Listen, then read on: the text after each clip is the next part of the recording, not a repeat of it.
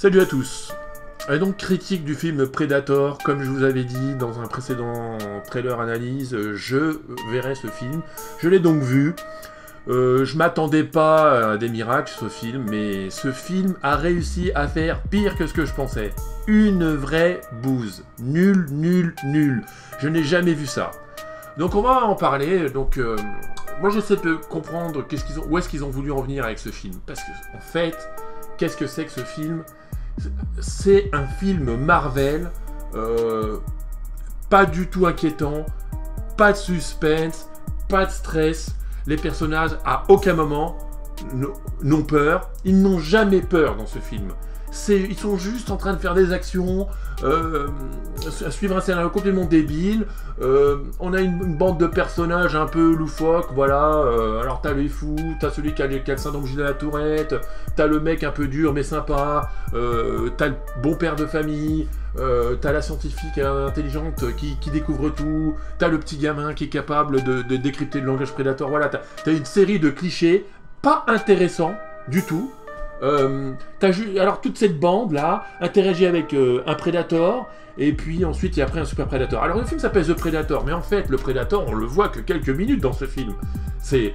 Techniquement, je sais pas, peut-être 20 minutes maximum, même moins.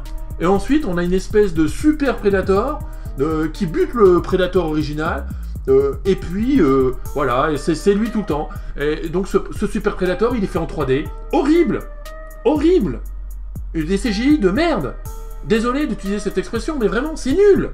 C'est incroyable. Moi, je comprends vraiment pas comment ce film a pu passer. Donc voilà, toute cette bande court après le Predator, puis ensuite après échappe au Super Predator et se fait courser par des soldats. Et finalement, après les soldats courent après la bande de héros. Et voilà, ça n'a aucun sens ce film. Le scénario n'a aucun sens. Pourquoi il n'a aucun sens en fait ce film? Parce que un tiers du film a été retourné. En fait, comme je vous avais dit dans une autre vidéo, le scénario a leaké, et ils ont fait des tests, et puis c'était catastrophique, donc ils ont décidé de re-shooter le film.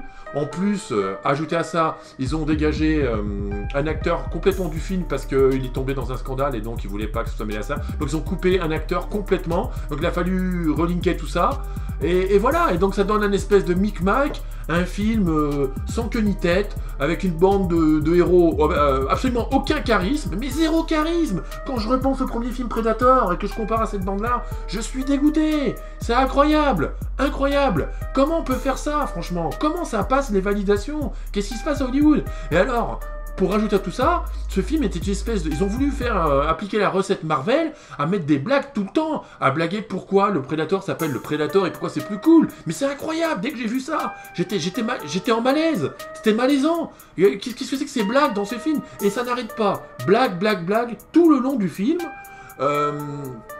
Et voilà. Et donc c'est une malaise absolue. Mais alors vous me direz, mais pourquoi ils décident de faire des blagues comme ça? Mais moi je l'ai compris en fait dans le film. Parce que dans la salle, les gens étaient morts de rire. Ils étaient morts de rire. Les gens adoraient ces blagues. Donc pourquoi ils se priveraient de pas en mettre? Mais le problème c'est que moi je suis pas allé voir un film de comique. Je suis pas allé voir une comédie. Je suis allé voir un film de thriller, action, suspense, horreur. À savoir comme Predator 1 ou 2 ou Predators. Je suis pas du tout venu voir un film comique à la Marvel. Voilà. Et donc là, je me suis fait avoir. Moi, je considère que je me suis fait avoir en allant voir ce film. Je suis allé voir Predator et à la place, on m'a servi une comédie. Donc, la licence Predator est ruinée, encore plus qu'avant.